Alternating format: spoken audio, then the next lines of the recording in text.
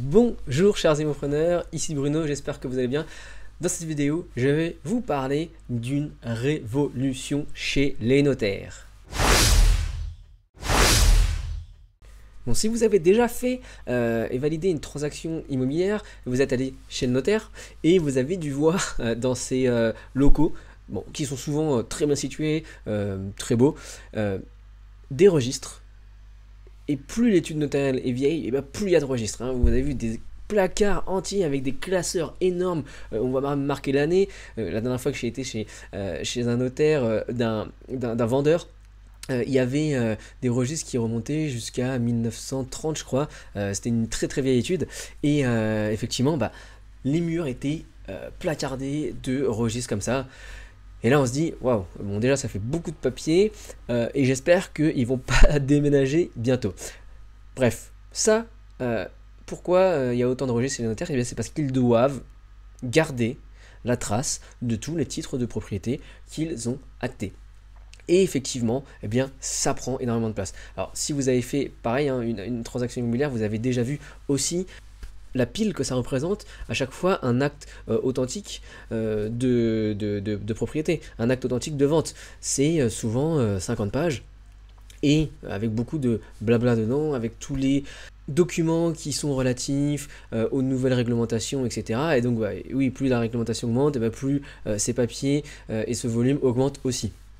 Donc voilà, ça c'est aujourd'hui, c'est incontournable, la fameuse liasse lorsqu'on va chez le notaire. Alors, c'est de moins en moins vrai, ou alors en tout cas on va dire que certains notaires commencent à avoir des alternatives avec ce qu'on appelle la signature électronique. Et donc là, eh bien, il y a toujours le même nombre de paperasses, hein, si on prenait en nombre de pages, mais ces pages restent en format sur l'ordinateur, hein, numérique, et la signature se fait une seule fois. Donc d'ailleurs ça c'est toujours quelque chose de bien quand un notaire a cela mis en place dans son office.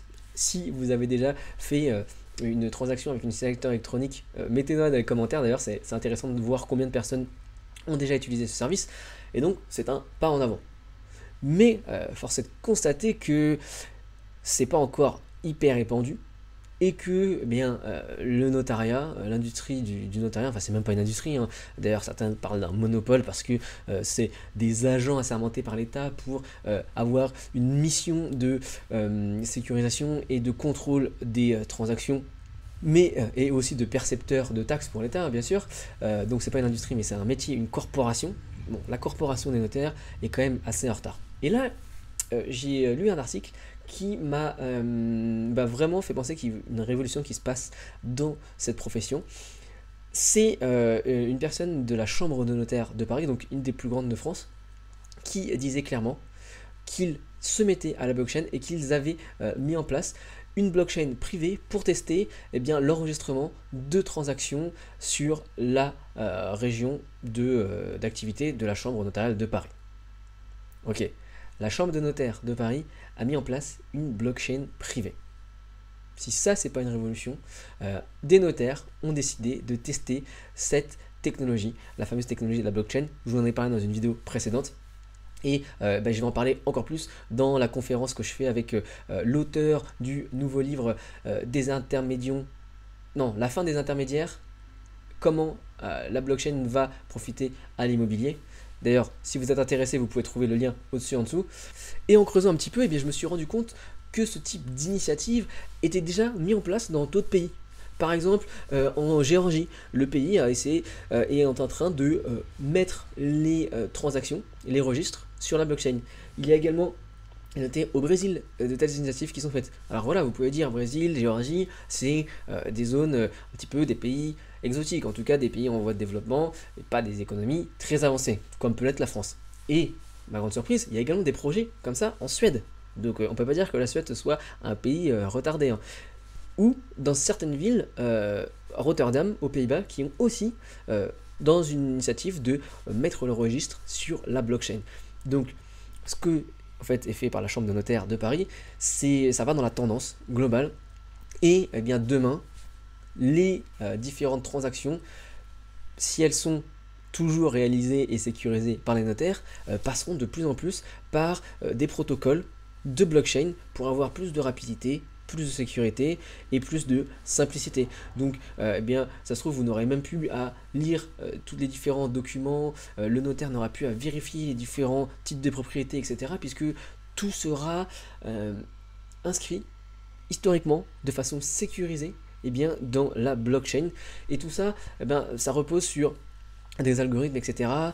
Aujourd'hui, il y a vraiment un protocole qui se démarque avec les smart contracts.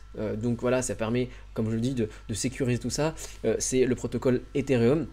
Donc à savoir qu'il y a d'autres protocoles qui existent, hein. Par exemple le protocole Bitcoin, là on est plus sur de la crypto-monnaie, mais il y a aussi des projets qui se font sur ce protocole-là. Donc vraiment, c'est toute cette effervescence dans la blockchain qui aujourd'hui va permettre de révolutionner notre petite corporation des notaires jusque en France et jusque dans vos offices notariels. Et peut-être que demain, vous ne verrez plus tous ces murs entiers remplis de registres, ou alors en tout cas il faudra qu'ils les transfèrent tous sur la blockchain avant de pouvoir les effacer complètement de leur bureau. Donc juste pour comprendre comment ça peut avoir un impact, et notamment sur la sécurisation et sur tout le travail que peut faire le notaire, là je vous montre une petite image. Donc ça a été illustré par Blockchain France qui montre, voilà, aujourd'hui une transaction immobilière. Comment ça se passe? Eh bien, ça prend en ligne de compte tous ces acteurs et ils ont chacun voilà, une partie de l'information. Par exemple, le vendeur qui se fait représenter par son notaire. Il y a les cadastres gouvernementaux, le notaire doit vérifier les cadastres. Il y a les établissements bancaires qui, eux, vont, au moment de vous prêter de l'argent, eh bien, aller voir si le bien peut être cautionné. Ils vont aller voir également votre profil à vous et voir si ils peuvent garantir quelque chose. Par exemple, lorsqu'il y a une hypothèque, garantir quelque chose sur le bien. Il y a les experts et les contrôleurs, les compagnies d'assurance et également l'acheteur. Et puis, parfois, il y a un agent immobilier qui essaye de synchroniser tout cela, mais ce n'est pas toujours ce qu'il y a de plus aisé. Et donc, eh bien, la blockchain et les smart contracts, en l'occurrence, eh bien, peuvent apporter une centralisation. Ça veut dire que toutes ces données seront dans un smart contract, par exemple sur Ethereum. Elles seront accessibles par les différents acteurs aux différentes étapes de la transaction instantanément. Et donc aujourd'hui, si on considère qu'une transaction, ça met à peu près entre le compromis de vente et l'acte authentique, allez, 3 à 6 mois, eh bien on peut considérer que demain ce sera beaucoup plus vite, peut-être quelques jours, avec le même niveau de sécurité.